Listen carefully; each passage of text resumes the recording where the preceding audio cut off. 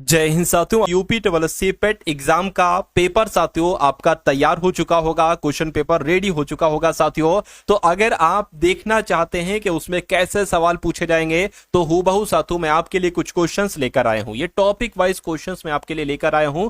जितने भी टॉपिक्स आपको यहां पर कराऊंगा उन सभी टॉपिक्स में से साथियों एक एक सवाल आपसे जरूर पूछा जाएगा और ये टॉपिक वाइज क्लास होगी। बहुत शानदार तरीके से इन क्वेश्चंस को मैंने तैयार करवाया है। तो आप अगर इस क्लास को देख लेते हैं तो कुछ नहीं साथियों 6 से 7 टॉपिक कराऊंगा और 6 से 7 क्वेश्चंस वहां से साथियों डिक्टो आपको देखने को मिलेंगे।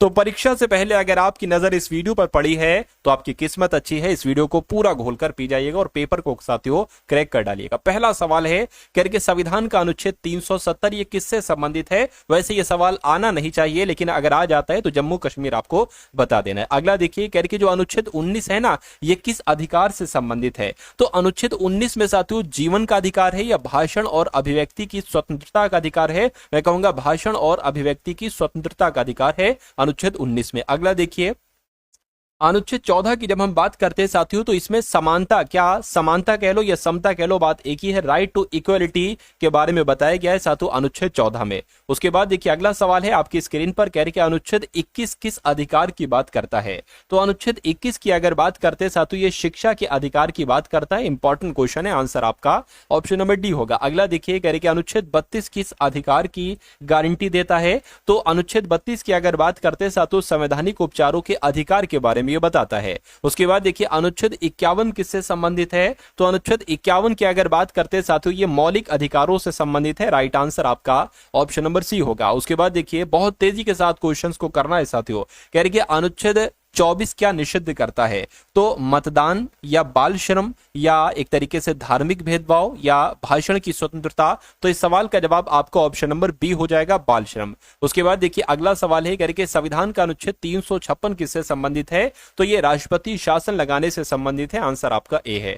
अगला देखिए अनुच्छेद 243 किससे संबंधित है मुझे बताइए। तो ये पंचायत व्यवस्था से संबंधित है साथियों अनुच्छेद 243। उसके बाद देखिए अनुच्छेद 17 किसको समाप्त करता है। तो ये बाल श्रम को समाप्त करता है। छुआछूत को, बिल्कुल साथियों छुआछूत को समाप्त करता है ना। स्पृश्यता के अंत के बारे में बताता है। कौन सा अनुच्छेद, अनुच्छेद 17। अगला देखिए कह रहे कि अनुच्छेद 21 की अगर बात करते हैं तो ये किससे संबंधित है। ये जीवन के अधिकार से संबंधित है। ये बात आपको याद रखना है। आंसर अगर आपका ऑप्शन नंबर सी के साथ है तो बिल्कुल सही है। अगला सवाल आपकी स्क्रीन पर आपसे कहा जा रहा है कि अनुच्छेद 29 किससे संबंधित है मुझे बताइए। तो अनुच्छेद 29 की अगर बात करते हैं ये साथियों सांस्कृतिक अधिकार से संबंधित है, कल्चरल राइट से संबंधित है। उसके बाद देखिए अनुच्छेद 19 का एक किस अधिकार की गारंटी के बारे में बताता है मुझे बताइए।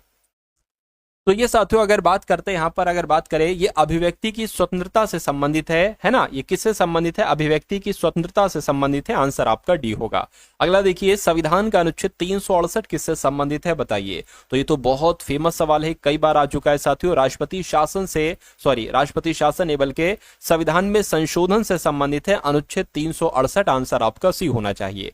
अगला सवाल आपकी स्क्रीन पर है साथियों। अगर आपने अभी तक इस वीडियो को लाइक नहीं किया है तो रिक्वेस्ट आपसे करता हूं कि वीडियो को आप लोग लाइक कर दीजिए। अनुच्छेद 12 किसके बारे में बताता है। तो अनुच्छेद 12 साथियों राज्य के बारे में बताता है। आंसर आपका बी होगा। उसके बाद देखिए भागड़ा किस राज्य का लोक नृत्य है आपसे पूछा जा रहा है। अब टॉपिक चेंज हो गया है, यानी कि यहां से एक सवाल आपसे पूछा जाए, क्योंकि हर बार अनुच्छेदों से एक सवाल कंपलसरी पूछना होता है, एक या दो। तो यहां से अगर 2 सवाल आपके एग्जाम में पूछे गए तो लगभग 2 बन जाएंगे, वरना एक तो एक बनेगा। अब दूसरा टॉपिक हम लोग देख रहे हैं साथियों, इसको देखिए यहां से भी एक सवाल 100% आपके एग्जाम में पूछा ही पूछा जाएगा। कह रही कि भागड़ा किस राज्य का लोक नृत्य है। तो ये तो साथियों पंजाब का है, पंजाब जिनका आंसर है बिल्कुल सही है। कह रही कि गरबा किस राज्य का प्रसिद्ध लोक नृत्य है। तो गरबा गा से गरबा और गा से गुजरात, तो ये तो गुजरात में किया जाता है। अगला सवाल देखिए कह रहे कि घूमर किस राज्य का लोक नृत्य है। घूमर कहां का है साथियों, राजस्थान का है। अगला देखिए लावड़ी नृत्य कहां पर किया जाता है। तो ये साथियों महाराष्ट्र का नृत्य हो जाएगा। राइट आंसर जिनका ऑप्शन नंबर ए है तो बिल्कुल करेक्ट है भाई, बहुत बढ़िया, वेरी गुड क्लास। अगला सवाल देखिए कह रहे कि सत्रिया किस राज्य का शास्त्रीय और लोक नृत्य है। तो ये साथियों असम का है। कहां का है, असम का है। अगला देखिए कथकली नृत्य किस राज्य से उत्पन्न हुआ। तो ये साथियों कहां से उत्पन्न हुआ, ये केरल से उत्पन्न हुआ। राइट आंसर आपका ऑप्शन नंबर बी होना चाहिए। उसके बाद देखिए यक्षगान किस राज्य का नाट्य कला है ना। नाट्यकला नृत्य है तो ये कहां पर किया जाता है, ये कर्नाटक में किया जाता है। ये बात आपको याद रखना है, आंसर आपका सी होगा। उसके बाद देखिए पंडवानी किस राज्य का लोक नृत्य रूप है बताइए। तो पंडवानी की अगर हम बात करते हैं साथियों, ये पता कहां का, ये छत्तीसगढ़ का है। राइट आंसर आपको ऑप्शन नंबर डी होगा। देखिए ये इंपॉर्टेंट क्वेश्चन है साथियों, आप लोग याद रखेंगे।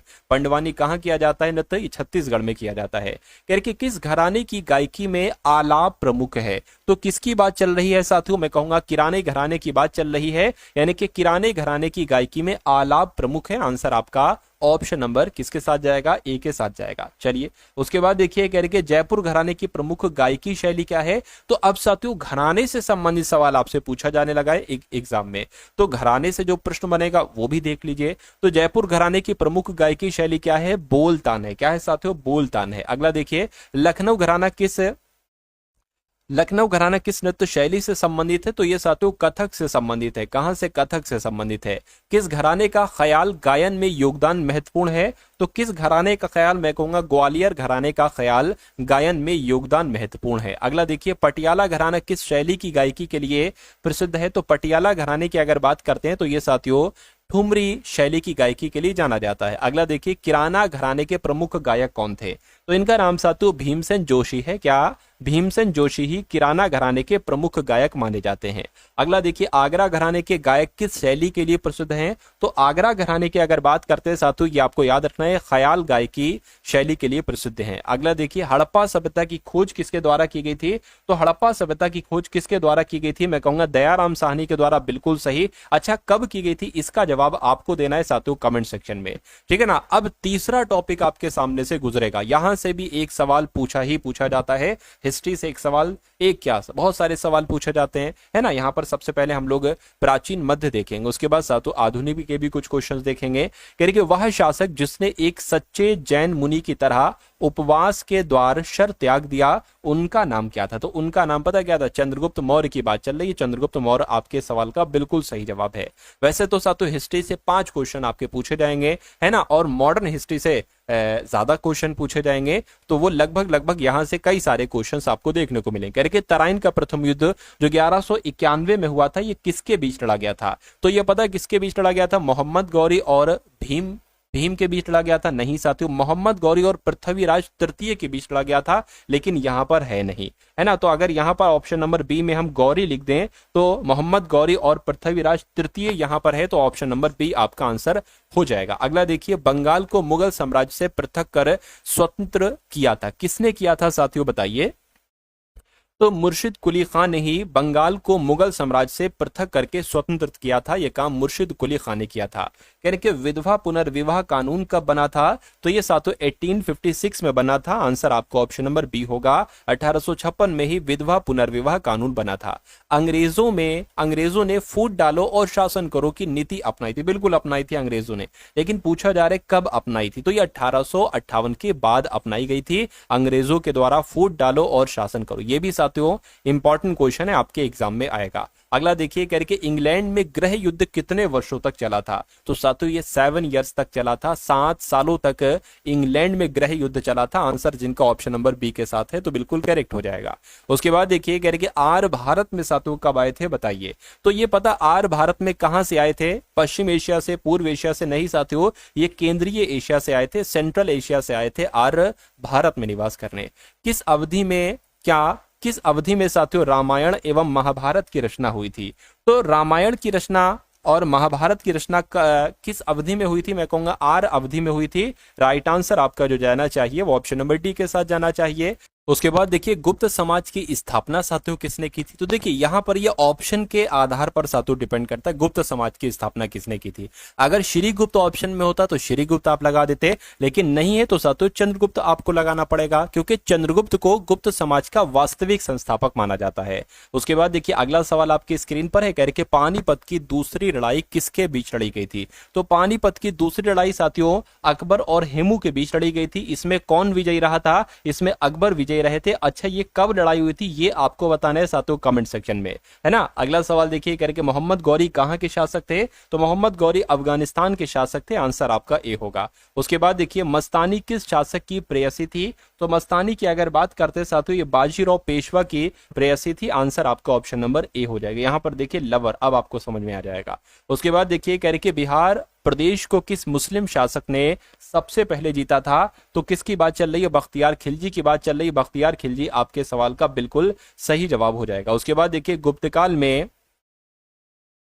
में सबसे पहले किस शहर में अंग्रेजों ने अपने कारखाने स्थापित किए थे? तो मैं कहूंगा ये काम इन्होंने सूरत में किए थे, यानी कि एक तरीके से ये साथियों गुप्तकाल लिखा है। गुप्तकाल में सबसे पहले किस शहर में? तो सूरत में अंग्रेजों ने अपने कारखाने स्थापित किए थे। यानी कि किस खेल में रणजी ट्रॉफी संबंधित है? यानी कि रणजी ट्रॉफी किस खेल में दी जाती है? तो मैं कहूंगा साथियों ये तो क्रिकेट के खेल में दी जाती है। अगला सवाल है गैर के टेबल टेनिस में कितने खिलाड़ी होते हैं? तो साथियों 2 खिलाड़ी होते हैं टेबल टेनिस में। नेक्स्ट नंबर का सवाल है गैर के लॉर्ड्स स्टेडियम किस खेल से संबंधित है? तो ये साथियों क्रिकेट के खेल से संबंधित है। राइट आंसर आपको ऑप्शन नंबर सी होगा। निम्न में से कौन हॉकी के प्रसिद्ध खिलाड़ी है? तो साथियों इन चारों में से हॉकी के प्रसिद्ध खिलाड़ी कौन है? मैं कहूंगा मेजर ध्यानचंद है। इनको हॉकी का जादूगर कहा जाता था। आंसर आपका ऑप्शन नंबर ए होगा। अगला सवाल साथियों आपकी स्क्रीन पर है, क्या आपसे पूछा जा रहा है देखिए और साथियों बताइए आंसर क्या होगा। कह रहे बैडमिंटन का आविष्कार किस देश में हुआ? तो बैडमिंटन का आविष्कार साथियों इंग्लैंड में हुआ। आंसर आपका ए होगा। कह रहे सुब्रतो कप की अगर बात करें तो ये किस खेल से संबंधित है? ये फुटबॉल खेल से संबंधित है सुब्रतो कप। अगला सवाल कह रहे कि गोल्फ में कितने खिलाड़ी होते हैं? तो मैं कह सकता हूं गोल्फ में साथियों 1 खिलाड़ी होता है। आंसर आपका ए होगा। अगला देखिए, विंबलडन किस खेल से संबंधित है? तो विंबलडन की अगर बात करते हैं साथियों ये टेनिस के खेल से संबंधित है। अगला सवाल है कि फुटबॉल के पिता किसे कहा जाता है? ये बहुत इंपॉर्टेंट क्वेश्चन आपकी स्क्रीन पर है साथियों, बताइए इसका राइट आंसर। वाल्टर कैंप को, पेले को, डिएगो माराडोना के, जोसेफ ब्लाटर को? देखिए नाम आपको वाल्टर कैंप का याद रखना है क्योंकि इन्हीं को ही फुटबॉल का पिता कहा जाता है। कह रहे क्रिकेट का आविष्कार किस देश में हुआ? तो ये तो साथियों इंग्लैंड में हुआ है ना। इंग्लैंड आपके सवाल का बिल्कुल सही जवाब है। अगला देखिए, सुल्तान अजलान शाह कप किस खेल से संबंधित है? तो ये साथियों अपने हॉकी खेल से संबंधित है। आंसर आपका भी होगा। उसके बाद देखिए, बास्केटबॉल में कितने खिलाड़ी होते हैं? तो बास्केटबॉल में साथियों 5 खिलाड़ी होते हैं। कितने? 5 खिलाड़ी होते हैं बास्केटबॉल में। फीफा विश्व कप किस खेल से संबंधित है? तो फीफा विश्व कप की अगर बात करते हैं साथियों फुटबॉल के खेल से संबंधित है। आंसर आपका बी होगा। कबड्डी का आविष्कार किस देश में हुआ था? तो कबड्डी का आविष्कार साथियों अपने देश भारत में ही हुआ था। ये भी आप लोग याद रखेंगे। शतरंज के पिता किसे कहा जाता है? तो शतरंज का पिता की अगर बात करते हैं साथियों विलियम स्टीनिट्ज को कहा जाता है शतरंज का पितामह। अगला सवाल है कि इंडिया विंस फ्रीडम के लेखक कौन है? तो इंडिया विंस फ्रीडम के लेखक साथियों मौलाना अबुल कलाम आजाद हैं। मौलाना अबुल कलाम आजाद आपके सवाल का बिल्कुल सही जवाब है। साथियों लाइक कर दीजिएगा। अगर आपने अभी तक इस वीडियो को लाइक नहीं किया तो लाइक कर दीजिएगा।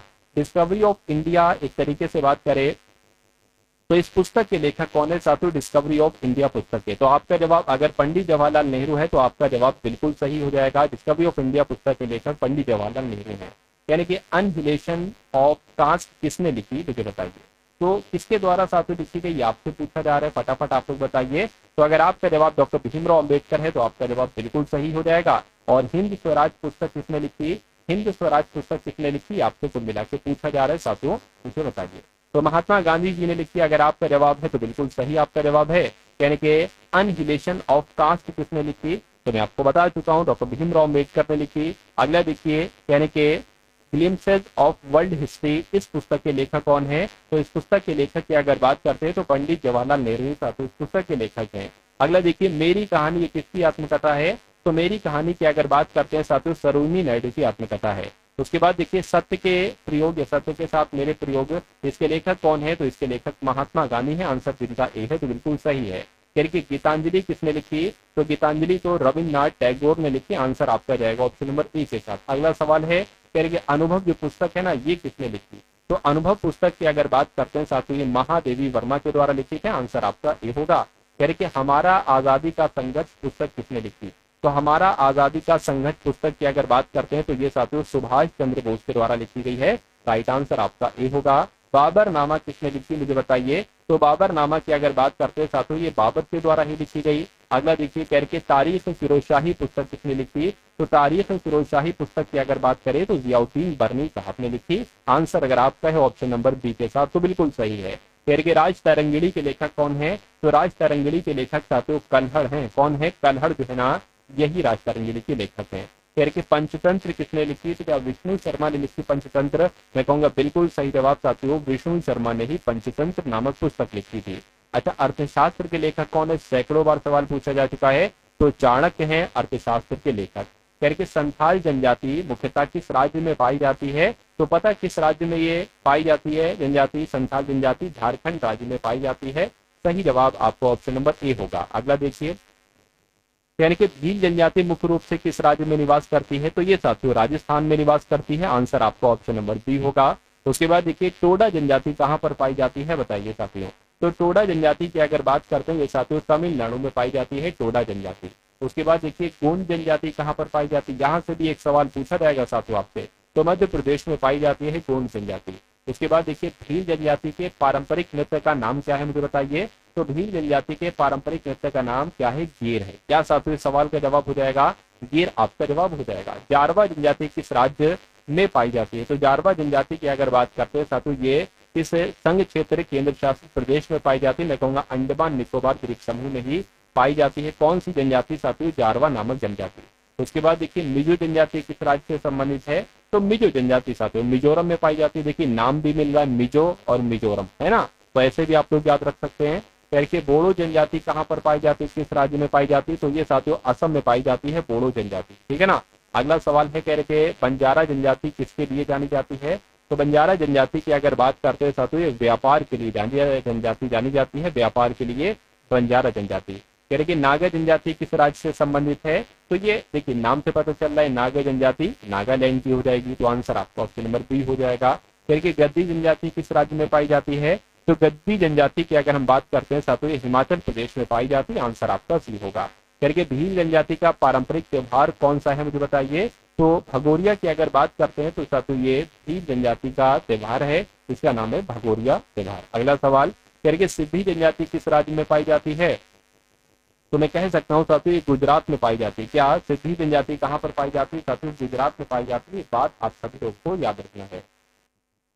अब उसके बाद यहाँ पर अगर बात करें साथियों अब आपके सामने यहाँ पर करंट अफेयर के कुछ क्वेश्चंस मैं आपको करवा देता हूँ, ठीक है ना। चलिए, तो कह रहे कौन सा राज्य नक्सल मुक्त हो गया है? तो आपको याद रखना है साथियों जो कर्नाटक राज्य है ना ये नक्सल मुक्त हो गया। आंसर आपको ऑप्शन नंबर बी होगा। क्योंकि आपके एग्जाम में साथियों पूरे 10 सवाल पूछे जाएंगे करंट अफेयर के, तो ये क्वेश्चन आपके लिए बेहद इंपॉर्टेंट है।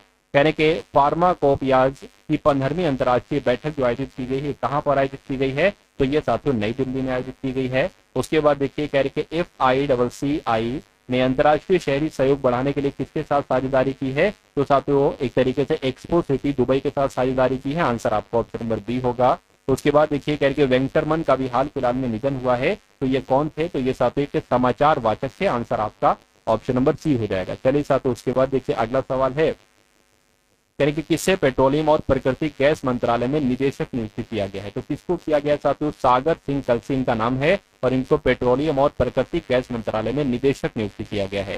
कह के बार्ट डी वेबर ने किस देश के प्रधानमंत्री के रूप में शपथ ली है? तो ये बेल्जियम के साथियों प्रधानमंत्री बन चुके हैं। बार्ट डी वेबर इनका नाम है। अगला देखिए कह के किस देश की सरकार ने कर्मचारियों के हफ्ते में काम के घंटे में कटौती करने का फैसला किया है? तो मैं कह सकता हूं स्पेन आपके सवाल का बिल्कुल सही जवाब हो जाएगा। स्पेन सरकार ने कर्मचारियों के हफ्ते में काम के घंटे में कटौती करने का फैसला किया है। उसके बाद देखिए कौन सा देश United nation human right council से बाहर हुआ है? तो किस देश की बात चल रही है साथियों? अमेरिका की बात चल रही है। अमेरिका आपका बिल्कुल सही जवाब है। अगला सवाल देखिए कह रहे कि विश्व का दूसरा सबसे बड़ा मोबाइल फोन निर्माता देश कौन सा बन गया है? तो मैं कहूंगा अपना देश भारत ही विश्व का दूसरा सबसे बड़ा मोबाइल फोन निर्माता देश बन गया है। अगला देखिए ICC T20 इंटरनेशनल बल्लेबाजी रैंकिंग में कौन शीर्ष पर रहे हैं? तो साथियों कौन शीर्ष पर रहे हैं? मैं कह सकता हूँ ट्रेविस हेड इनका नाम है और यही शीर्ष पर रहे हैं। उसके बाद देखिए कह रहे जारी वैश्विक घरेलू उड़ान भार रैंकिंग में कौन सा देश शीर्ष पर रहा है? तो यहाँ पर भी अपना भारत जो है ना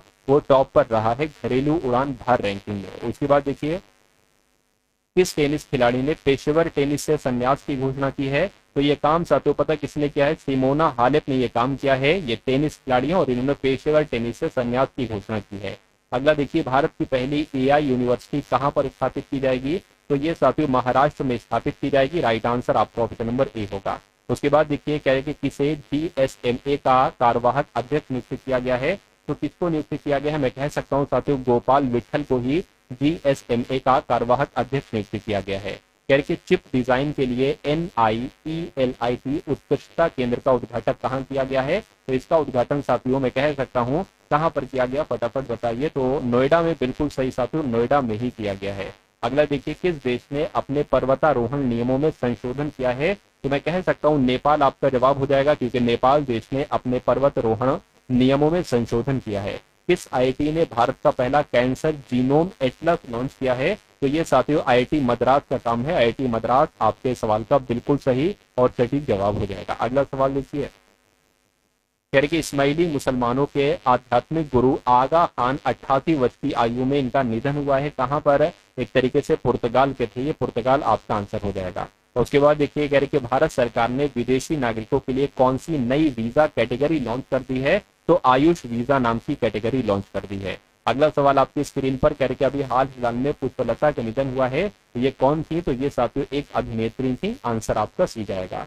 अगला सवाल है आपकी स्क्रीन पर, देखिए और बताइए राइट आंसर क्या होगा। डोगरी में साहित्य अकादमी पुरस्कार 2024 से किसको सम्मानित किया गया है? तो साथियों चमन अरोड़ा को सम्मानित किया गया है। उसके बाद देखिए कह रहे कि व्हाइट टाइगर ब्रीडिंग सेंटर कहां पर खुलेगा? तो 21 राज्य में खुलेगा। ये साथियों मध्य प्रदेश में खुलेगा। आंसर आपका सी होगा। उसके बाद देखिए कह रहे कि विश्व कैंसर दिवस साथियों कब मनाया जाता है? तो विश्व कैंसर दिवस की अगर बात करते हैं तो 4 फरवरी को मनाया जाता है। अगला सवाल है कह रहे कि 38वां सूरज कुंड अंतर्राष्ट्रीय शिल्प मेला ये कहां पर आयोजित होगा? तो ये साथियों फरीदपुर में आयोजित होगा। राइट आंसर आपको ऑप्शन नंबर सी होगा। नेक्स्ट नंबर का सवाल आपकी स्क्रीन पर है। कहा जा रहा है कि 4 फरवरी को किस देश ने अपना राष्ट्रीय दिवस मनाया है? मैं कहूंगा श्रीलंका आपका यहां पर जवाब हो जाएगा। 4 फरवरी को श्रीलंका देश ने अपना राष्ट्रीय दिवस मनाया है। उसके बाद देखिए अगला सवाल आपसे पूछा जा रहा है साथियों, अवाडा ग्रुप और कैसले ने किस राज्य में 1500 टीपीडी के ग्रीन अमोनिया प्लांट की स्थापना की है? तो किस राज्य की बात चल रही है? ओडिशा राज्य की बात चल रही है। उसके बाद देखिए अगला सवाल है करके चावल की बढ़ती कीमतों के बीच किस देश ने खाद्य सुरक्षा आपातकाल की घोषणा कर दी है? तो फिलीपींस देश ने साथियों आपातकाल की घोषणा कर दी है, खाद्य सुरक्षा आपातकाल। अगला सवाल है करके बार्ट डी वेबर ने किस देश के प्रधानमंत्री के रूप में शपथ ली है? साथियों ये जो पीडीएफ में आपको पढ़ा रहा हूं ना, ये टोटल पता कितने हैं? ये टोटल साथियों 1000 क्वेश्चन हैं। और ये कब से कब तक के क्वेश्चन है साथियों? जनवरी से लेकर जुलाई तक के साथियों क्वेश्चन है 2025 के। तो अगर ये 1000 क्वेश्चंस की पीडीएफ आप लेना चाहते हैं तो बिल्कुल आपको दे दी जाएगी। डिस्क्रिप्शन में लिंक है यूपीएससी पेट एग्जाम पीडीएफ का। उस लिंक पर आप क्लिक करेंगे तो आप हमारे व्हाट्सएप पर आ जाएंगे। वहां पर आपको एक क्यूआर कोड दिया जाएगा। उस क्यूआर कोड पर 45 का जब आप साथियों पेमेंट करेंगे तो ये पीडीएफ भी आपको दे दी जाएगी, ये वाली भी। उसके अलावा यूपीएससी के इंपॉर्टेंट जीके जीएस के क्वेश्चंस की भी पीडीएफ दी जाएगी। और यूपीएससी पीटी की जो 2021 में पेपर हुआ था, 2022 में पेपर हुआ था, 2023 में, ये सारे पेपर आपको सॉल्यूशन के साथ दिए जाएंगे। हर क्वेश्चन के नीचे उसका सॉल्यूशन लिखा होगा, क्योंकि यहां से आपके बहुत सारे सवाल की साथियों आपको देखने को मिलेंगे। यूपी पेट में पीवाई से सवाल जरूर पूछे जाते हैं, ठीक है ना। तो ये सारा मटेरियल आपको दिया जाएगा 45 रुपीज में। डिस्क्रिप्शन में जाकर इसको ले लीजिए और जितना पढ़ सकते हैं परीक्षा से पहले, अगर कुछ घंटे भी बाकी आपके एग्जाम में है तो इसको देखिएगा, पढ़िएगा और अपने पेपर को साथियों क्रैक करिएगा। चलिए तो बात करते हैं बार्ट डी वेबर की। ये बेल्जियम देश के साथियों प्रधानमंत्री नियुक्त किए गए हैं। उसके बाद देखिए व्हाट्सएप आधारित वन मित्र किस राज्य में 161 सरकारी सेवाएं उपलब्ध कराएगा? तो ये साथियों आंध्र प्रदेश में होगा। आंसर आपका ए होगा। अगला सवाल है कह रहे कि आंध्र प्रदेश सरकार ने किसे अपना सलाहकार नियुक्त किया है? तो इनका नाम आरपी ठाकुर है और आरपी ठाकुर को आंध्र प्रदेश सरकार ने अपना सलाहकार नियुक्त किया है। ये बात भी आपको साथियों याद रखना है। चलिए अगले नंबर का सवाल देखिए, कह रहे कि किसने 2025 ऑस्ट्रेलियाई क्रिकेट पुरस्कार में अपना पहला एलन बॉर्डर पदक जीता है? तो किसने जीता है ये आपसे पूछा जा रहा है। मैं कह सकता हूं ट्रेविस हेड ने जीता है। ट्रेविस हेड आपके सवाल का बिल्कुल सही जवाब है। उसके बाद देखिए किस राज्य सरकार ने यूसीसी का मसौदा तैयार करने के लिए 5 सदस्यीय समिति का गठन किया है? तो किसने किया है? गुजरात ने किया है। बिल्कुल सही साथियों, गुजरात आपका आंसर हो जाएगा। किस देश की राजधानी में छत्रपति शिवाजी महाराज की प्रतिमा स्थापित की जाएगी? मैं कहूंगा जापान देश में छत्रपति शिवाजी महाराज की प्रतिमा स्थापित की जाएगी। किस देश ने अमेरिका पर टैरिफ लगाया है? तो चीन देश ने साथियों अमेरिका पर टैरिफ लगाया है। अगला देखिए, बीमा क्षेत्र में फॉरेन डायरेक्ट इन्वेस्टमेंट यानी कि इन्वेस्टमेंट एफडीआई को 74% से बढ़ाकर कितना प्रतिशत कर दिया है? तो साथियों 100% कर दिया है। आंसर आपका बी होगा। उसके बाद देखिए करके किस देश ने मित्सुबिशी 6 उपग्रह लॉन्च किया है? तो ये काम साथियों जापान देश ने किया है। जापान देश ने मित्सुबिशी 6 उपग्रह लॉन्च किया है। अगला सवाल, जम्मू फ्रंटियर के लिए सीमा सुरक्षा बल का नया महानिरीक्षक किसको नियुक्त किया गया है? तो इनका नाम शशांक आनंद है और इनको ही साथियों नियुक्त किया गया। आंसर आपका बी होगा। अगला देखिए, माघी गणेश उत्सव ये शुरू हुआ है, तो साथियों ये कहाँ शुरू हुआ है? ये महाराष्ट्र में शुरू हुआ है। आंसर आपका सी जाएगा। अगला देखिए, राष्ट्रीय गुमशुदा व्यक्ति दिवस साथियों कब मनाया जाता है? तो ये साथियों 3 फरवरी को मनाया जाता है। 3 फरवरी आपका आंसर है। अगला देखिए, किसने प्रतिष्ठित टाटा स्टील मास्टर्स 2025 खिताब जीता है? तो ये साथियों आर गिरगानंदा ने जीता है। आंसर आपका सी जाएगा। अगला देखिए करके, मेजर जनरल इयाल जमीर किस देश के रक्षा बल के नए प्रमुख नियुक्त किए गए हैं? तो ये साथियों इजराइल देश के रक्षा प्रमुख नियुक्त किए गए हैं। आंसर आपका बी होगा। उसके बाद देखिए अगले नंबर का साथियों सवाल आपके स्क्रीन पर है। कह रहे कि छठी राष्ट्रीय मास्टर्स एथलेटिक मीट का आयोजन जो किया गया है वो कहां पर किया गया है? तो वो साथियों कहां पर किया गया है, ये बात आपको याद रखना है। वो एक तरीके से कुन्नम-कुलम में किया गया। कहां पर साथियों? कुन्नम-कुलम आपका आंसर हो जाएगा। उसके बाद देखिए अगला सवाल है, आपसे पूछा जा रहा है कि भारतीय सेना और किस देश के राष्ट्रीय रक्षा बल के बीच 13वां संयुक्त सैन्य अभ्यास एक्वेरिन शुरू हुआ है? तो जो एक्वेरिन शुरू हुआ है साथियों, ये मालदीव यानी कि भारतीय सेना और मालदीव देश के राष्ट्रीय रक्षा बल के बीच शुरू हुआ है एक्वेरिन। ये आपको ध्यान रखना है। अगला सवाल देखिए, कह रहे कि किस देश के पूर्व राष्ट्रपति होस्ट कोहलर का निधन हुआ है? तो साथियों ये अगर बात करते जर्मनी के थे, जर्मनी देश के पूर्व राष्ट्रपति थे साथियों, इनका भी हाल फिलहाल में निधन हुआ। इनका नाम होस्ट कोहलर था। उसके बाद देखिए कह रहे कि किसने 67वें ग्रैमी अवार्ड्स में बेस्ट न्यूज एम्बियंट या चैंट एल्बम श्रेणी में ग्रैमी अवार्ड जीता है? तो किसने जीता है साथियों? चंद्रिका टंडन ने जीता है। चंद्रिका टंडन आपका आंसर हो जाएगा। अगला सवाल है, कह रहे कि किसे चेन्नई पेट्रोलियम कॉर्पोरेशन लिमिटेड का एमडी नियुक्त किया गया है? तो किसको नियुक्त किया गया है साथियों? एच शंकर को नियुक्त किया गया। आंसर आपका सी जाएगा। अगला देखिए, बारबी शू का निधन हुआ है, वो कौन थी? तो बारबी शू का निधन हुआ है साथियों, ये एक अभिनेत्री थी। आंसर आपका बी हो जाएगा।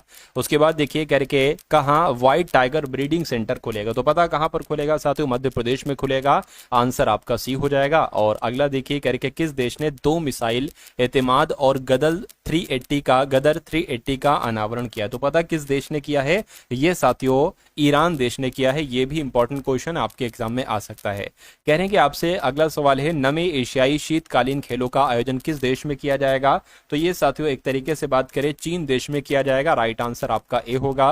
अगला सवाल है आपकी स्क्रीन पर, कह रहे कि 24वीं मिडलैब मिडिल ईस्ट प्रदर्शनी कहां पर शुरू हुई है? तो ये साथियों दुबई देश में शुरू हुई है। दुबई आपके सवाल का जो होगा वो बिल्कुल सही और सटीक जवाब हो जाएगा। अगले नंबर का सवाल आपकी स्क्रीन पर है, कह रहे कि एआई टूल्स को अपराध घोषित करने वाला पहला देश कौन बन गया है? तो साथियों ब्रिटेन ने यह काम किया है, एआई टूल्स को अपराध घोषित कर दिया है।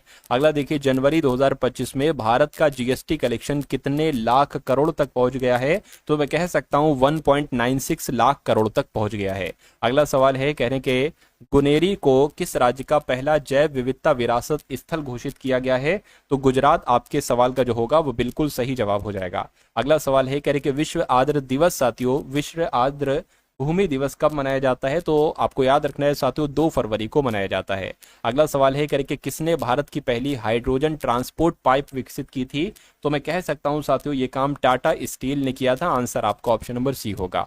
उसके बाद देखिए कह रहे कि अमेरिका कहां प्रवासी बंदी गृह स्थापित करेगा? तो अमेरिका पता साथियों क्यूबा में करेगा। कहां पर? अमेरिका क्यूबा में प्रवासी बंदी गृह स्थापित करेगा। अगला देखिए, किस देश की अंतरिक्ष एजेंसी ने नेविगेशन उपग्रह का सफलतापूर्वक प्रक्षेपण किया है? तो जापान आपके सवाल का बिल्कुल सही जवाब हो जाएगा। उसके बाद देखिए आपसे पूछा जा रहा है कौन सी राज्य सरकार धर्मांतरण विरोधी विधेयक पेश करेगी? तो मैं कह सकता हूं साथियों आंसर आपका जाएगा ऑप्शन नंबर बी यानी कि राजस्थान राज्य सरकार धर्मांतरण विरोधी विधेयक पेश करेगी। उसके बाद देखिए किस देश ने अमेरिका के खिलाफ टैरिफ लगाने की घोषणा की है? तो मैक्सिको आपका आंसर हो जाएगा। मैक्सिको देश ने अमेरिका के खिलाफ टैरिफ लगाने की घोषणा की है। अगला सवाल है करके उच्च रक्तचाप से निपटने के लिए किसने पोटेशियम युक्त नमक के विकल्प की सिफारिश की है? तो आपका जवाब WHO हो जाएगा। साथियों विश्व स्वास्थ्य संगठन, वर्ल्ड हेल्थ ऑर्गेनाइजेशन आपका आंसर हो जाएगा। कह रहे कि किसने क्रिकेट के सभी प्रारूपों से संन्यास लेने की घोषणा की है? तो किसने साथियों ये काम किया है, ये बात आपको ध्यान रखना है। इनका नाम रिद्धिमान शाह है। क्या नाम है इनका? रिद्धिमान शाह है। और इन्होंने ही साथियों क्रिकेट के सभी प्रारूपों से संन्यास लेने की घोषणा की है। तो ये साथियों कुछ चुनिंदा कुछ इंपॉर्टेंट क्वेश्चन साथियों आपके सामने थे। तो कैसी लगी आपको ये क्लास? एक बार लाइक करके वीडियो को कमेंट सेक्शन में जरूर बताइएगा।